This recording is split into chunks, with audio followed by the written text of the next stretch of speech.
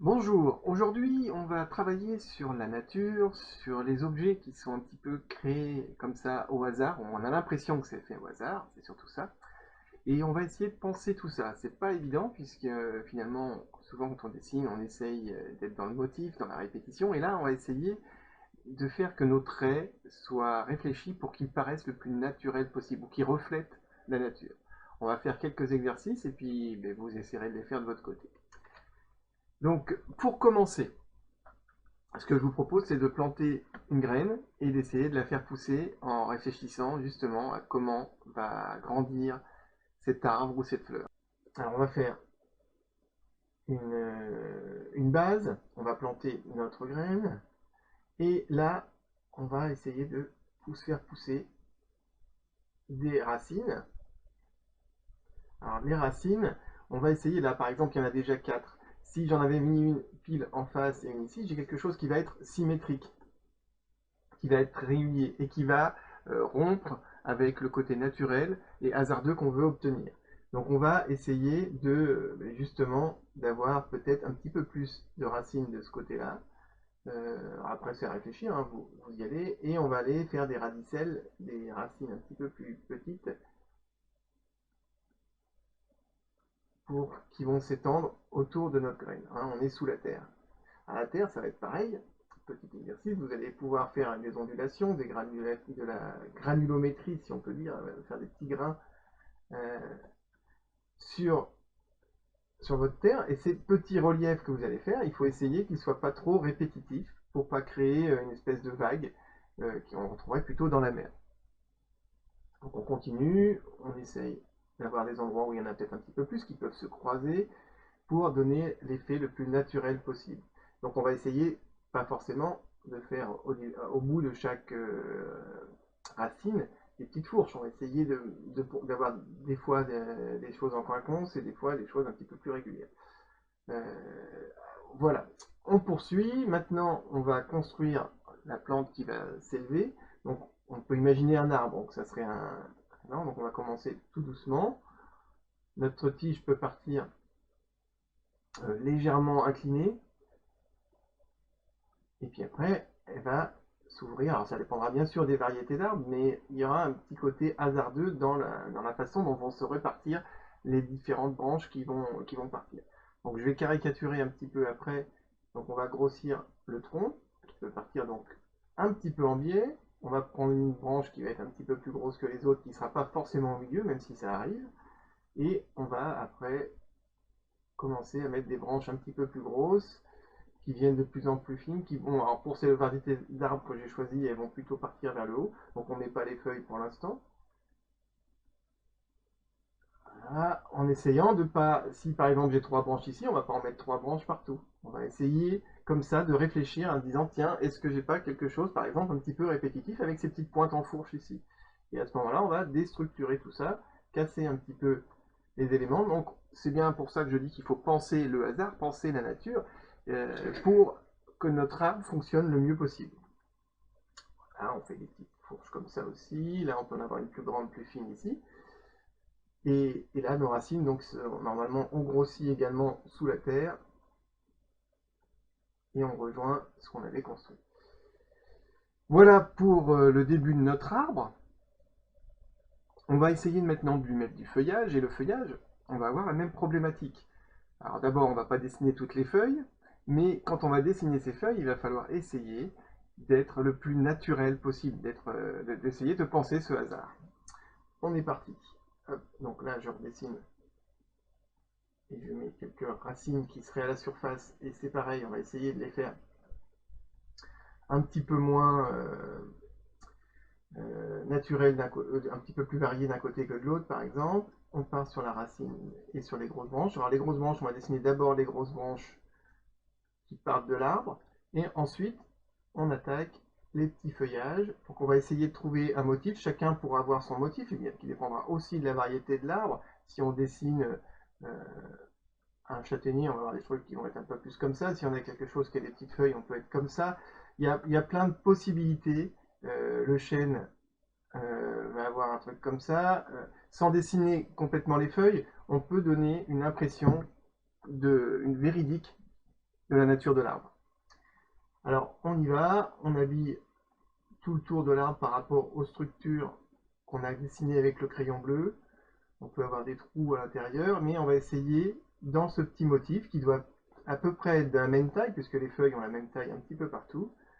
On va essayer de trouver un motif qui nous est propre, qui correspond à notre arbre. Alors là, on est dans l'esprit tout à fait BD, mais si on voulait avoir quelque chose de plus réaliste, on pourrait avoir à la touche, à l'aquarelle, des petites feuilles qui viendraient aussi remplir l'intérieur de notre arbre comme ici. Alors, on continue, on habille cet arbre en essayant de ne pas grossir notre touche, d'avoir quelque chose aussi qui soit orienté pour avoir une structure qui, alors c'est là que ça va être assez difficile, qui soit relativement naturelle, mais qui soit pas non plus un gribouillis qui fasse tout le tour, qui soit pas une petite vaguelette, qui soit pas trop régulier. C'est donc un travail un petit peu expérimental, il va falloir peut-être en faire plusieurs. Et après, donc, les feuilles à l'intérieur, on ne va pas dessiner toutes les branches, on va en garder quelques-unes, puisqu'il y a plein de branches qui sont cachées, comme ici par exemple, hop, cachées par les feuilles à l'intérieur de notre arbre. Donc voilà ce que ça peut donner. Alors j'ai pas fait de calque pour le noir, donc on peut pas trop se rendre compte, à moins de faire un filtre. C'est pareil pour tout ce qui va être végétal. On fait de l'herbe au sol. Si on fait une herbe trop régulière, on va avoir des dents de scie. Donc on va essayer de faire peut-être par exemple des touffes d'herbe ou des herbes qui sont orientées un petit peu différemment. Si on veut qu'il y ait du vent, par contre, il faudra les pencher toutes du même côté, mais en même temps, on va essayer qu'il y ait des cassures, qu'il y ait quelque chose de relativement naturel. Nous avons construit un arbre, et cet arbre, en fait, ce qui peut être intéressant dans la façon dont vous allez travailler, c'est pourquoi pas de le faire sur le principe de l'animation en le faisant pousser. Ce qui fait que vous allez comprendre peut-être encore un peu plus ce côté naturel de la végétation. On y va. Donc on a notre végétation de départ, donc on peut vraiment essayer de commencer à réfléchir à la façon dont on peut structurer les herbes. Alors il y a plein de façons de le faire. Regardez un petit peu dans les différents ouvrages illustrés que vous avez autour de vous, comment on peut faire cette herbe et éventuellement rajouter des effets de fleurs. C'est pareil, en essayant d'être le plus naturel possible. On va réfléchir à faire quelque chose de naturel. Et après, il y a une petite tige qui va pousser un petit peu plus grande que les autres. Ça va être ici. On peut la faire aussi en alternant un petit peu les feuilles, montrer qu'elle est un petit peu différente que les autres, un petit peu plus épaisse. On duplique ce calque et on va grossir le tronc, décaler nos branches qui ont poussé, mais les faire un petit peu plus haut parce qu'elles ont suivi la croissance du tronc. Les feuilles ici, on peut les faire bouger pour l'effet animation. Et il y a d'autres branches qui viennent se greffer dessus. Donc là, je vais un peu vite. On duplique le calque. Même chose. On vient gommer ça et on le fait un petit peu plus haut, un petit peu plus gros. Celle-là est grossie. Donc il y a souvent une branche qui est un petit peu plus grosse que les autres sur les arbres. Le tronc s'est épaissi. Celle-là aussi, elle est montée. Et pourquoi pas se pencher un peu plus parce qu'elle s'alourdit. Il y a cette notion-là aussi de gravité, il faut y penser. Quand vous allez avoir certains arbres qui vont avoir leurs branches qui vont relativement pencher parce qu'elles seront plus lourdes et quand elles vont être chargées de feuilles, ça sera ou de fruits, ça va être encore un peu plus important. Il faudra y penser aussi. Pensez aux sapins qui ont souvent les branches là, qui tombent un peu. Alors, on peut avoir des branches aussi qui sont plus épaissies à la jonction. Le tronc est aussi, il faut y penser, même si on est dans la nature, donc il peut ne pas forcément être très droit, mais il est souvent plus épais sur le bas du tronc. On peut avoir des branches qui repartent un petit peu du bas. Et dans la structure des branches, toujours un petit peu plus épaisse à la base et plus fine au bout, on va aussi essayer de ne pas avoir un rythme de fourche trop régulier. On l'avait dit, on va essayer de penser cet arbre. Donc on a le premier arbre, donc on va faire le petit effet animation, donc sur 3 cases, toc, toc, notre arbre pousse, et après vous pouvez faire un autre effet animation en dupliquant aussi vos calques. c'est l'effet saisonnier, c'est-à-dire qu'on va pouvoir, sur nos différents... On a de l'arbre en hiver, on va pouvoir essayer éventuellement de fleurir un petit peu ou faire bourgeonner en choisissant, donc si c'est à l'aquarelle, une touche, comme je suis en train un petit peu de le faire là. En BD, on peut trouver un petit style graphique pour essayer de construire notre début de feuillage ou notre feuillage printanier avec des vers qui vont être un petit peu plus chauds que ceux qu'on va retrouver après en été, qui seront plus soutenus, plus forts. Bien sûr, ça dépend toujours des arbres. Donc n'oubliez pas, quand vous faites votre feuillage, qu'il y a du feuillage qui passe aussi au premier plan, qui passe devant les branches, ça donne de la profondeur, en essayant toujours de la même façon de ne pas être trop mécanique et de penser. On peut avoir par exemple ici un peu plus de feuilles que de ce côté-là. Pourquoi pas? On peut avoir des feuilles donc aussi au bout des branches, un petit peu partout. On peut prendre un vert un peu plus foncé si vous êtes en couleur pour passer aussi derrière, c'est-à-dire derrière les branches, on va avoir des verts un petit peu plus foncés qui vont donner de la profondeur à l'ensemble de votre arbre. Si on est au printemps, il peut y avoir aussi éventuellement des fleurs.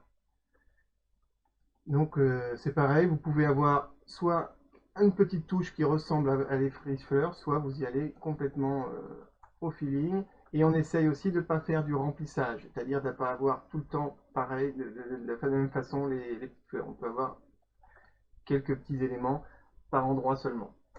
Donc ça serait, on va dire, le début du printemps. Il commence à bourgeonner et avoir des fleurs, donc il n'y a pas beaucoup on va dire, de pétales.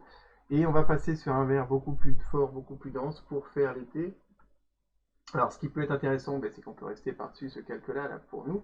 Et on va enlever les fruits, ou alors les fleurs, puis les remplacer par des fruits éventuellement. Et on va faire un feuillage beaucoup plus soutenu. Ça a poussé, donc vous voyez, je gribouille un peu. Mais ce gribouillage, on va essayer de le réfléchir pour que finalement, il ne fasse pas trop gribouillage et qu'il fasse aussi pas trop répétitif et pas trop motif. Donc en essayant de trouver un principe de touche en fait. Si on est au pinceau, ça peut être plus facile. Là, je suis à la tablette, c'est différent. Donc on remplit notre arbre. On peut varier un peu les densités pour faire, vous l'avez dit, l'arrière-plan. Et épaissir notre arbre. Donc c'est valable bien sûr aussi pour les herbes, hein. Au fond on aurait pu avoir le même principe. Donc là je viens épaissir derrière et on va avoir des couleurs. Donc si vous êtes en aquarelle direct, il aurait fallu y penser avant, c'est-à-dire faire les couleurs claires au premier plan. Et on vient après, derrière, donner du relief en éclaircissant. Donc c'est très rapide. Notre arbre, ça donne ça. Donc là, été, printemps, hiver, si on peut dire. Et donc après, on va faire la même chose pour l'automne, où on va avoir les feuilles qui vont tomber. On aurait pu jouer d'ailleurs avec la végétation du bas aussi, où les feuilles auraient pu être avancées, et le ciel aussi qui peut être intéressant. Donc sur l'automne, on va revenir là-dessus. On prend des couleurs bien sûr automnales et on y va. Alors ce qui peut être intéressant bien sûr, c'est de faire partir des feuilles et de les faire partir finalement toutes dans le même sens. Et c'est pareil, si elles sont dans l'air, on va essayer de ne pas le faire trop répétitif. Donc je ne sais pas trop ce que c'est comme variété d'arbres, mais là on va lui faire un feuillage plutôt rouge. Commence à se dénuder. Il va y en avoir donc dans l'air. Elles sont en bout de feuille, il y a une grosse partie qui est partie, il ne reste plus que les dernières résistantes. Et c'est pareil, on essaye de ne pas avoir de motif, hein. Donc voilà, je vais un peu vite, hein, c'est juste pour que vous vous rendiez compte un petit peu de ce que ça peut donner. On peut passer aussi, bien sûr, par-dessus, puisqu'il peut y avoir des feuilles par-dessus notre arbre. Et on essaye de donner un effet de vent, par exemple, qu'on aurait pu retrouver aussi dans les branches, hein, qui aurait pu bouger un petit peu. Donc ça peut donner ce côté naturel. Donc on est dans l'automne, on passe dans l'été et on finit par le printemps, hiver. Petit exercice, voilà, avec la poussée qui peut être relativement intéressant. Un autre exercice pour travailler cet effet de motif qu'on peut avoir donc aussi en essayant de construire, pardon, en essayant de construire autour de notre arbre une espèce de nuage de végétal. Donc ce nuage de végétal, il doit être assez nerveux, pas trop régulier, pour qu'on ait vraiment l'impression du feuillage et du côté naturel. Alors vous voyez par exemple ici, c'est trop large par rapport à ici, on n'a pas le même motif de feuille, mais il faut garder ce motif de feuille sans être peut-être, alors après c'est un choix, on va dire, stratégique, trop répétitif pour pas avoir peut-être un effet ondulation électrique un petit peu mathématique. On peut essayer d'avoir des accidents, il peut y avoir même des trous dans votre végétation. Donc ça peut être un exercice, donc un peu l'arbre nuage qu'on retrouve très souvent en bande dessinée et en illustration. Mais cet exercice-là, vous pouvez aussi, et moi je trouve que ça peut être assez intéressant, de le retrouver dans le vrai nuage. Faire donc comme si on avait un ciel, un beau ciel d'été ou autre, et à l'intérieur de ce ciel d'été, on va faire des nuages, et on va faire des nuages en construisant, en partant d'objets ou d'animaux ou de ce que vous avez envie. Hein, on peut imaginer, je sais pas, une tête de chien par exemple. On peut penser. Donc, on va le dessiner d'abord pour de vrai, comme ça. Donc, on peut avoir un truc comme ça. On va dire que la tête de loup, on peut lui ouvrir la gueule ou pas. Donc ça serait notre base. Et l'objectif de cette tête, c'est d'en faire un nuage. Donc, on va essayer de lui faire. Je vais baisser un peu l'intensité pour qu'on voit. Donc, je m'en sers de base. On va essayer de trouver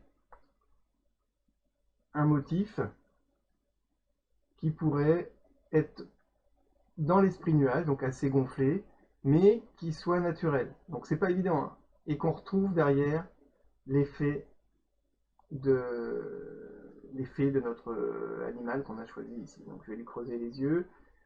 Donc on peut essayer de le faire au crayon blanc, ce qui peut être intéressant parce qu'on va le voir, on peut pouvoir faire des modulations. Donc voilà, et on essaye, donc on peut avoir des petits effets qui vont donner les effets de dents ici par exemple. Alors le truc c'est d'essayer de ne pas être trop répétitif sur ces ondulations là. Alors vous avez repéré, hein, j'essaie de faire passer une ondulation sur l'autre. Donc on va prendre un pinceau un petit peu plus gros et avec une opacité un peu inférieure pour essayer de faire un effet nuage dans notre chien ou notre loup comme on veut. Donc avec un crayon une pastel blanche, ça peut être aussi intéressant. Donc vous essayez, c'est pareil, de trouver des motifs. Vous pouvez choisir qu'il y ait une lumière, par exemple le soleil qui est au-dessus, qui va venir éclairer plutôt le haut du nuage. Donc on va passer plusieurs fois, épaissir le blanc sur le haut du nuage, avec des effets aussi assez irréguliers. On peut insister sur certains dômes, sur certains volumes pour qu'ils soient plus gros que d'autres, et d'autres qui peuvent être beaucoup plus petits. Donc on va vraiment essayer de faire ressentir que la lumière vient du haut. On peut laisser bien sûr des trous laissant apparent le ciel derrière. Et avec nos effets de motifs, donc on peut prendre vraiment une grosse pastel, venir finir rapidement notre nuage. Alors si on a la lumière qui vient d'en haut, ça veut dire qu'on peut avoir des choses un petit peu plus foncées sur le bas du nuage. Ça arrive, on a des nuages relativement foncés, voire très noirs, et qui ait de l'ombre à l'intérieur. Hein. Donc on peut, n'hésitez pas à essayer de trouver une astuce. Donc si j'enlève le calque derrière, on aurait un nuage qui doit finalement ne pas être trop réaliste puisque c'est un nuage et on va essayer voilà, de faire représenter l'objet. Donc ça peut être assez intéressant puisque derrière, bon, vous avez quand même, il peut y avoir des difficultés de dessin, mais l'objectif c'est d'essayer d'en faire quelque chose de naturel et que les motifs qu'on va avoir en bordure ici ne soient pas tous les mêmes. Hein, c'est ça qui va être intéressant. Donc vous pouvez le faire avec un lion, avec un dragon, avec des choses qu'on retrouve régulièrement dans les films. On peut imaginer un cheval, par exemple, aussi, donc soit la tête, soit la totalité du cheval, ça peut être quelque chose de relativement intéressant. Donc, je sais pas, je vais faire un petit crayonné rapide. Donc, on peut faire un truc un peu comme ça. Hop, pas obligé de le faire dans la totalité.